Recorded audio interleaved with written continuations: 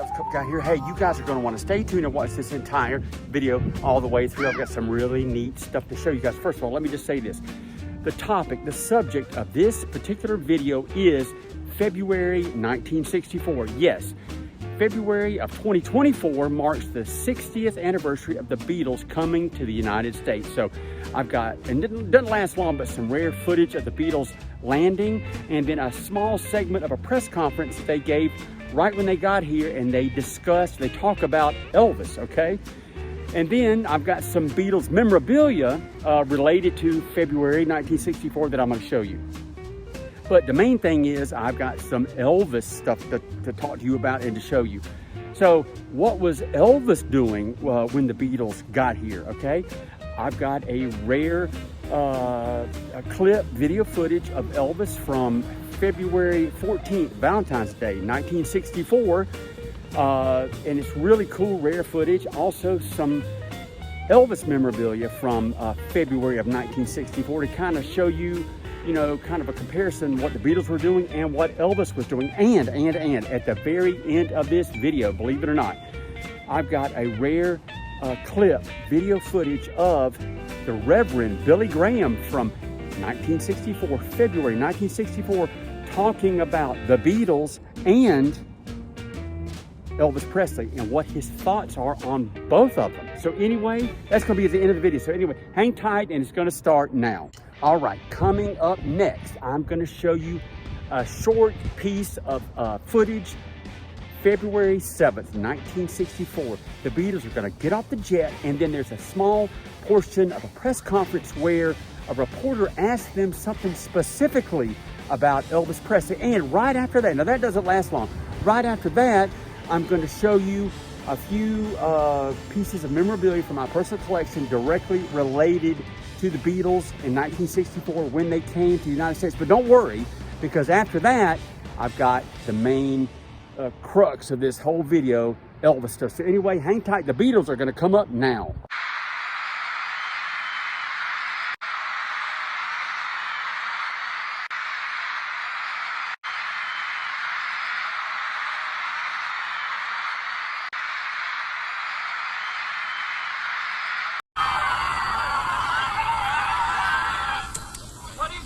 Comment that you're nothing but a bunch of British Elvis Presley. Oh, it's not true. It's not true.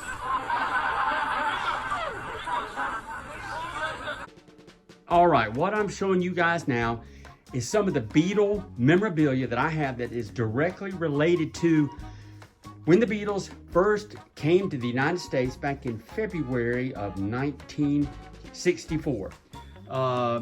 Real quick, this is a 45 RPM record. It's a series of interviews that Murray the K did with the Beatles, and there he is in the center. And I'll flip it over. I'm not going to take it out of the sleeve, but there it is. That's part 2 on that side. But anyway, a lot of times he is considered or called the 5th Beatle because he really helped promote them. Okay. Also, Tolly. This is back when, you know, it was Tolly, VJ, Swan, before they really had a record label nailed down, which ended up being Capitol here in the United States. But that's Twist and Shout by the Beatles on the A side. The B side, There's a Place. Okay? Here's a tribute record by kind of a knockoff, kind of Beatles sounding group, the Carefrees. It was a group of ladies that sang as girls, and it's We Love You Beatles, and ironically enough, it's on the London International label, which of course is what the Rolling Stones were on here in the US. And here's what that looks like. Here's a concert tour program from the Beatles' first concert tour of the United States, and I'm not going to flip through the whole thing, just to kind of show you a couple pages in it. Of course, John Lennon there. There's Ringo. Here's some fans. Let's see, there's Paul signing some autographs. Here's George and John. There's John. Okay, looks like the Beatles are, Ringo's getting ready there in the mirror, and the Beatles are on TV. Okay, there's Paul. One more page. There's George. I'll show you the back page. That's what it looks like. And last but not least, what I want to show you is this right here. This is a Hot 100 record chart used for people that bought records for, you know, for record stores or jukeboxes or radio stations. But if you notice, the Beatles have loaded up slot number 1, number 2, number 3. They're all on this thing, okay? I'm not gonna go through it, but they have like 6 or 7 songs charting in the top 100. Okay, so this is from February, March of 1964. If you flip it over, it's the top LPs, top 100. And of course, the Beatles are there at the number 1 spot, the number 2 spot, but look, to segue into the next segment, check it out. At number 10, Elvis Presley, the soundtrack for Kissin Cousins. So anyway, hang tight. I've got some Elvis stuff coming up, but I hope you enjoyed seeing all of this 1964 related Beatles memorabilia. Okay, I hope you enjoyed seeing that Beatles stuff. And that, like I said, that was all directly related to the Beatles right when they came to America, February 1964. Now, what I'm going to show you guys is some rare footage of Elvis and Danny Thomas when Elvis donated something to St. Jude's for them to, like a charity donation. But anyway, you're going to see that, and it's from February 14th, Valentine's Day, 1964. And right after that, I'm going to show you some of the vinyl from my personal collection. What was Elvis doing as far as music at that particular time, February of 1964. So anyway, hang tight. The King of Rock is coming up now. A buyer's already interested. I don't think that we will go through the hassle of an auction. I don't think so either. We will just discuss it with the interested parties and give it to the... If we do, we'll come by it again. Yeah, we'll come and buy it again. Mr. Presley, what did you think when the market died said they weren't interested in it? What transpired there? Well, I could understand their reason for it, really. I was a little surprised, you know, but I could understand their reason for it. Were you ever afraid you might not be able to get rid of it? Well, that wasn't the case, you know, because that was the reason for it, was the March of Dimes.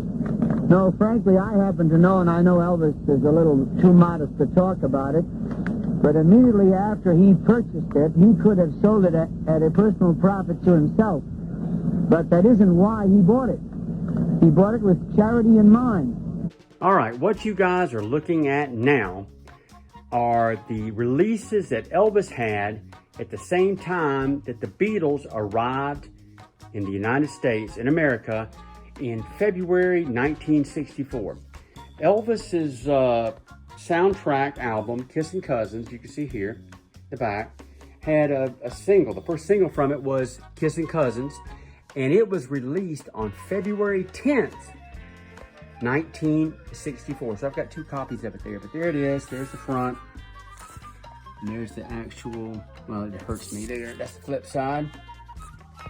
And there it is, Kissin Cousins. So this single was released on February 10th, 1964. So when the Beatles had Twist and Shout and all that other kind of stuff going on, this is what Elvis had. And I think it was about a month later, the actual soundtrack album came out. I think what the Colonel did was they released the single first to kind of get some interest and generate, people wanting the thing.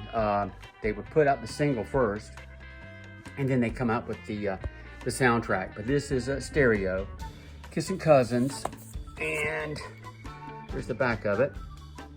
And then this is a German pressing, I believe, and it's also stereo. Let me turn this thing over. It's German. But anyway, when Beatlemania first hit the United States back in February, this is what Elvis actually had just released, Kissin Cousins.